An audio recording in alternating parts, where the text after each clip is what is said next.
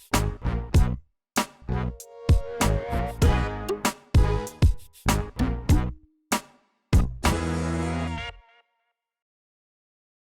welcome everybody. We're looking at another chart today, and we're looking at a concept of a chart. It's not a specific chart that I want to point out here. It's something that you can find on many of our charts, and it's one of those very special golden triangle type of situations. And the golden triangle that I'm referring to is deep water. Now that depth can vary. A point is nice, that helps. So the bass have got like an ambush, so they've got the deep safety, they've got an ambush type situation, and then a nice shallow area nearby for food, for bait. Some of you might have different versions of a golden triangle, but this is the version I'm talking about today. So let's have a look at the charts. So we're going to start on chart. We're going to start with our Navionics chart, obviously. That's a great place to start. I'm talking about, especially in South Africa, the free chart that it comes with. And we're going to go to, I want to talk about a dam that I know. And I know very, very well. And in particular, I want to talk about a spot that I really know well. Let's go satellite. Let's start with the satellite. Inanda Dam. Now, you look at a contour chart like this. Let's turn, it's a little bit busy, so let's turn our chart detail to low. So that's, okay. And what I want to do is, we're looking for this deep water nearby, nice point with shallows nearby. If you look at Inanda, it's got quite a few. Just at a glance, you can see quite a few that just stick out. And some of you, if I were to point to some of these places, like Cactus Point, what have you, these are famous spots. People know these spots very, very well. Another highly productive one is right down here at the dam wall by Durban Bay. But I'm going to talk about the most famous one of all, Andre's Point. Some guys have called it all sorts of names, and it's Harry's Point and it's Paul's Point and whatnot. But for the purpose of a FishTec chart, I've taken the names that were given to me by Mr. Ken Ainsley himself for the majority of the names. So if you guys have other versions of it, use that. But for the purpose of my videos and FishTec charts, we're going to use Andre's Point. Guys, not only has this got deep water nearby, but it's got a swing on it. Can you see how the main river, the Sungani, comes right in and hugs right next to these cliffs here? This side has got a nice, some nice shallows nearby. And yeah, I suppose you could call that a point of sorts, but it's a really big point. This is quite a big area, so I'm not going to get too excited about that. But if you take Andre's Point, this is it. And look at this. You got down here, you've got this very, very steep bank that goes all the way down to 111 feet. That's a long ways down, 30 meters plus. And then you've got a lovely point. The point does something else as well. You've got to look very, very careful. People will often talk about a secondary point. But what makes a secondary point a secondary point? Sometimes I say it's a dip. In this case, this is a spot we used to call the bowl. So you've got Ken's Cliffs, Andre's Point, and the bowl. The bowl isn't labeled on here, but it's where you see these contours take a dip in from the point and then goes back out again. Where it goes back out again, that would be your secondary point. But this bowl would very, very often hold some very good fish. And guys that have fished this spot well will know this. Anyway, let's see what else have we got here. Okay, if I show you the mosaic of this, it's not a great side scan mosaic. In fact, I'll go so far as to say any steep bank has a very bad side scan mosaic. So you've got to be very careful what tools you use when you're in that type of situation. So let's go through some of the tools. Okay, we know the contours work. The contours told us there's a dip there, there's a bowl, there's the point, there's a secondary point, deep water nearby. The contours have basically done their job, which is awesome. But we need more information. Remember, this is an HD fishing chart. Not just a fishing chart, because you get a contour chart, you get a fishing chart, then you get an HD fishing chart. So what makes the FishTec chart an HD fishing chart for this specific area? Let's go and have a look.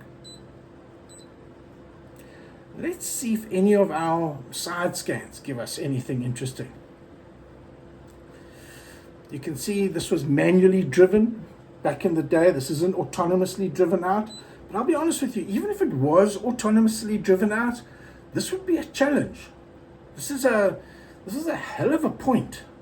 And I think the side scan could possibly battle. As you can see, it's definitely battling a little bit here. Look, you can see where the point is naturally, which is awesome.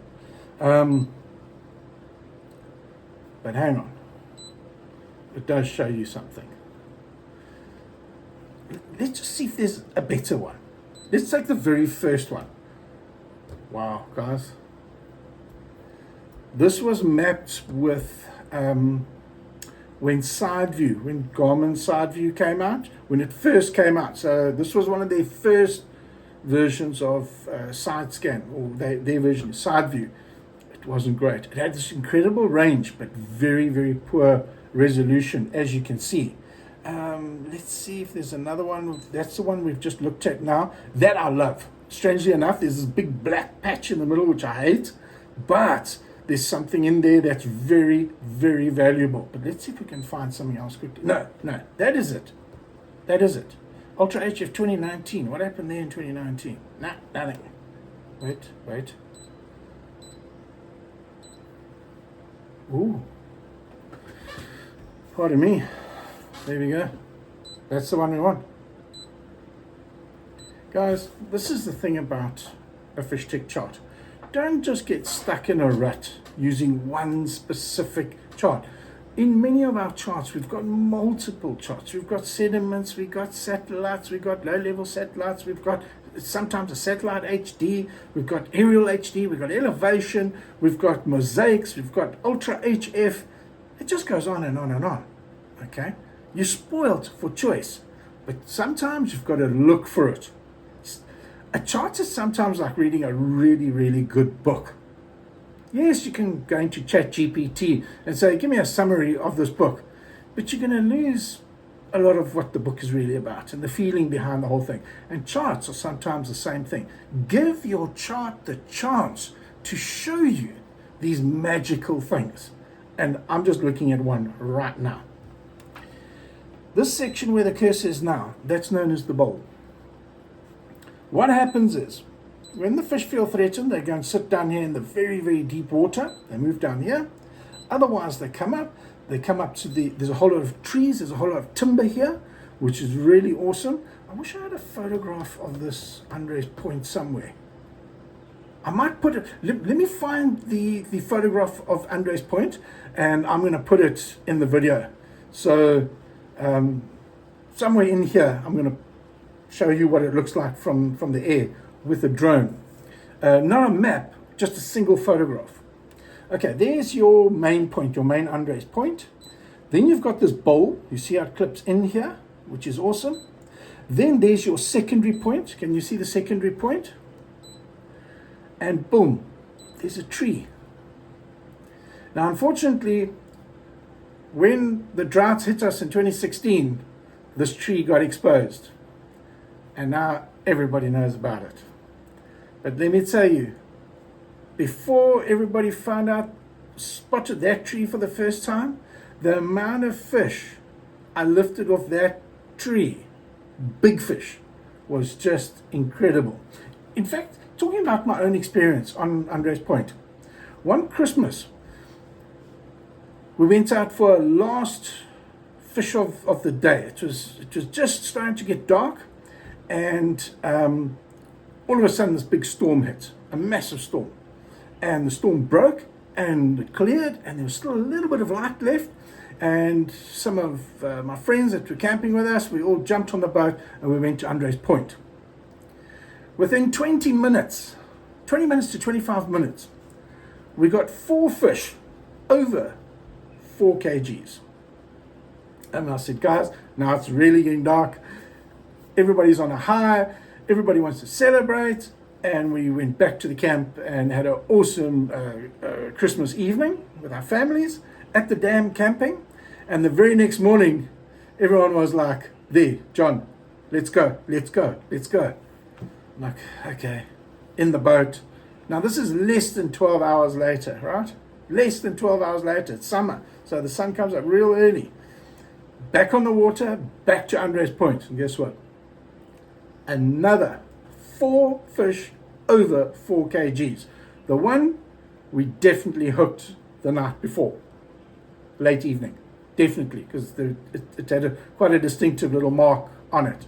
So is that 8 fish or is that 7 fish, or it's up to you how you want to count that. I'm going to count it as 8 fish. 8 fish over 4 kilos in less than a 12-hour period was here, and for good reason. It's the Golden Triangle.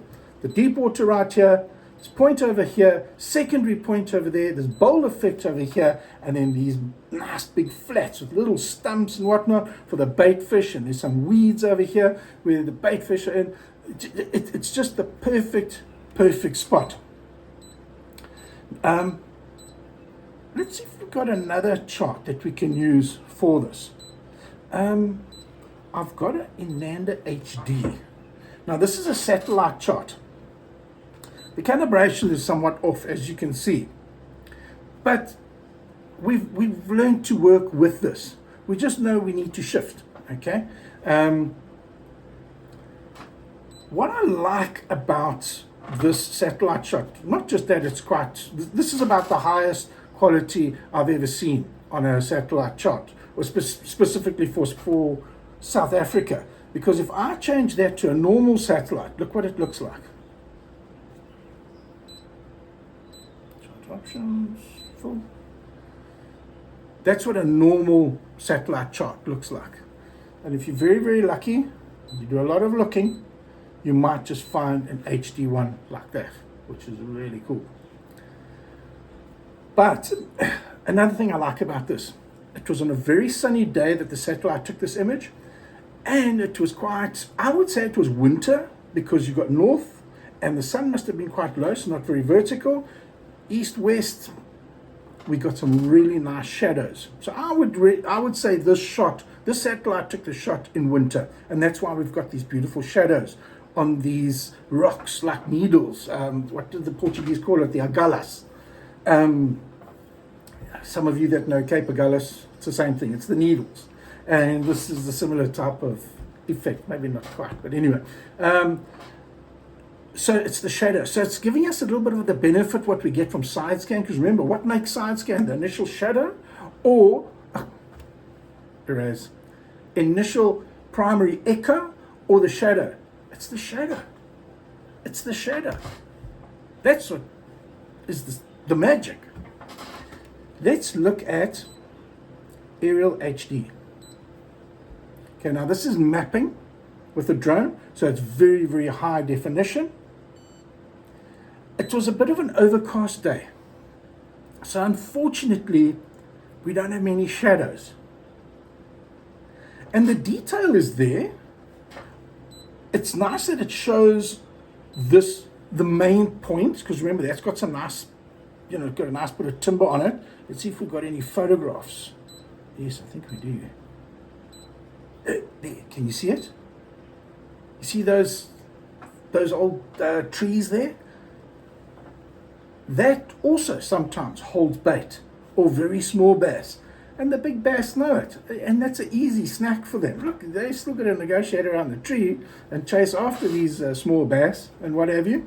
But it does hold food for them. Just have another quick look if we've got another photograph here somewhere. There's another one. Guys, these that's a fantastic photograph.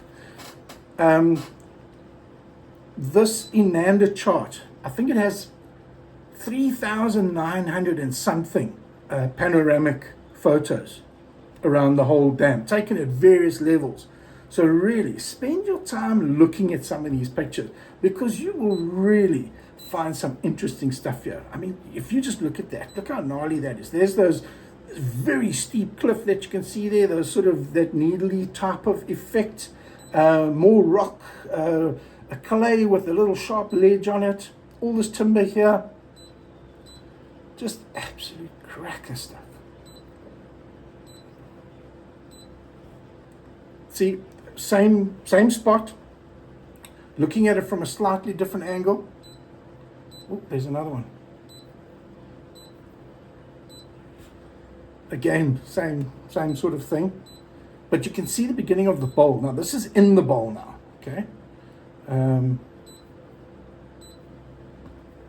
Geez, I really paid a lot of attention to this area, to this point.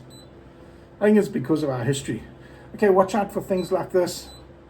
A stump like that will be gone. The dam was low for so long that I doubt it very much. I haven't been back to go and have a look. I've been back many times, but I haven't looked for the specific stump, but I doubt it if it'll be there, to be quite honest. Let's just see if there's anything more here. No. Okay. Oh yes, before I leave this is your aerial HD. Don't forget about elevation. Elevation, look how nice it shows these cliff ledges here. The minute you get a color change like this from red to orange with this shaded relief,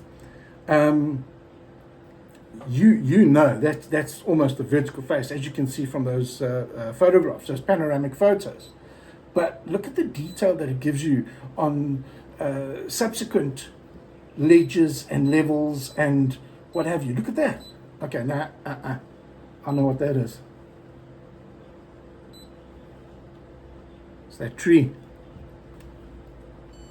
I wouldn't count on that being there. So let's not get too excited about that. But look at this. See that ledge there? Can you see it with the aerial HD? Yeah, you sort of can.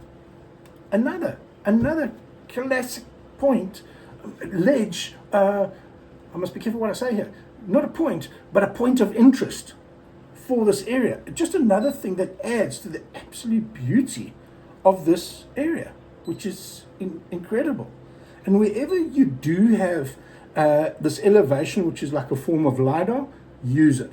Be careful of things like that on these charts. That's just reflection off the water. Okay, so just be careful of that type of thing. So anyway, guys, I hope that helps you. I know I've taken a super mega example for this golden triangle, but this golden triangle can be applied to almost every single one of our charts. In fact, nearly all of them. Maybe in the next video, I've recently had a request where someone has said to me, your Inyaka chart is very hard to read.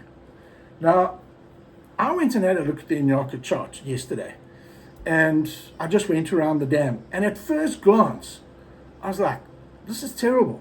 I don't know what's going on here. This is too difficult. And then I said, hey, wait, just relax. Let's break it down. Let's break it down to the depth zone that we're interested in. We know the dams come up. It's at 100% at the moment. It was 3 feet down when it was mapped. What can we get from that? And I found some awesome stuff. Next video, let's talk about Inyaka. We're not going to talk about the golden triangle. We might bring it into it a little bit, but that's not going to be our focus. Our focus is going to be that 3 to 15 foot range, 3 to 15 borderlining on 20. Oh, excuse me. 3 to 15, 20 foot range, call it 3 to 18 foot range. Let's see what we can find with the information that we have. Keep in mind, Inyaka is a lot of standing timber, a lot. That's forest country, that. Steep banks, a lot of rock. Guys, thanks for watching the video, and I'll see you next time.